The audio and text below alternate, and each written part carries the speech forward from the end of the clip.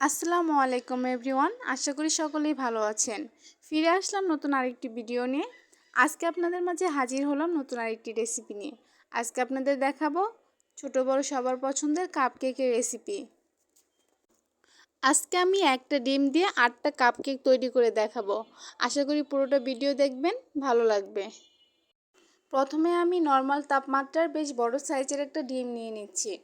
আপনাদের ডিমটা যদি ফ্রিজে থাকে 30 মিনিট আগে অবশ্যই বের করে রাখবেন। এখন দিচ্ছি হাফ কাপ চিনি।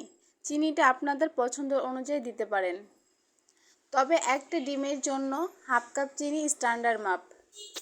এবার দিচ্ছি 1 চিমটি লবণ।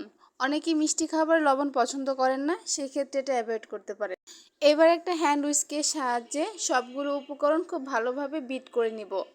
আপনাদের বাসায় যদি ইলেকট্রিক বিটার থাকে অবশ্যই সেটা দিয়ে বিট করতে পারেন। 5 থেকে 7 মিনিট বিট করার পর ডিম চিনির এই মিশ্রণটা ঠিক এরকম ফোমি ভাব হয়ে যাবে। এবার দিব হাফ কাপ সয়াবিন তেল। আপনারা এখানে বাটারটাকেও মেল্ট করে দিতে পারেন। এবার মিশ্রণটার সাথে তেলটাকে খুব ভালোভাবে মিশিয়ে নিব। এবার একটা ছাঁকনির সাহায্যে আমি শুকনো উপকরণগুলো চেলে মিশ্রণটার সাথে মিশিয়ে নিব। এখন দিব 1 কাপ আটা, হাফ চা চামচ বেকিং পাউডার। এবার আটা এবং বেকিং পাউডারটাকে ছেঁকে নিব। এবার ছেঁকে রাখা শুকনো উপকরণ থেকে অল্প অল্প দিয়ে ব্যাটারটার সাথে মিলিয়ে নিব। উপকরণগুলো মেশানো হয়ে গেলে এখানে আমি 1/3 কাপ গুঁড়া দুধ ব্যবহার করব। এই গুঁড়া দুধ ব্যবহারের ফলে কেকের টেস্টটা বহুগুণ বেড়ে যাবে।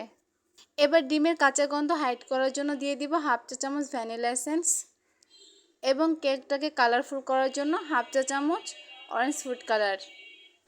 সব কিছুকে আরেকবার খুব ভালোভাবে মিশিয়ে নিব। কেকগুলোকে বেক করার জন্য আমি স্টিলের কিছু মোল্ড নিয়েছি। এগুলোতে আমি আগে থেকে তেল ব্রাশ করে নিয়েছি। এবার সবগুলো মোল্ডে কেকের ব্যাটারগুলোকে দিয়ে দিব। প্রিয় অডিয়েন্স, আমার ভিডিওটি যদি আপনাদের ভালো লাগে অবশ্যই একটি লাইক, কমেন্ট এবং শেয়ার করবেন। আর সাবস্ক্রাইব করে না থাকলে অবশ্যই সাবস্ক্রাইব করবেন, সেটা আমার জন্য অনেক বেশি হেল্পফুল হবে। এবার কেকের গার্নিশিংয়ে দিয়ে দিচ্ছি কিছু টুটি ফুটি। আপনারা এখানে চাইলে টুটি ফুটির পরিবর্তে বাদাম, কিশমিশ অথবা যে কোনো ড্রাই ফ্রুটও ইউজ করতে পারেন। আজকে আমি কেকগুলোকে একটা নর্মাল পাতিলে বেক করব, তাই আমি এখানে একটা স্ট্যান্ড দিয়ে দিচ্ছি। এবার কেকের মোল্ডগুলোকে স্ট্যান্ডের উপর খুব সুন্দরভাবে দিয়ে দিব। এবার একটা ঢাকনার সাহায্যে কেকগুলোকে ঢেকে দিব। ঢাকনার যে অংশটা ছিদ্র আছে একটা কাগজের সাহায্যে এই ছিদ্রটাকে বন্ধ করে দিব।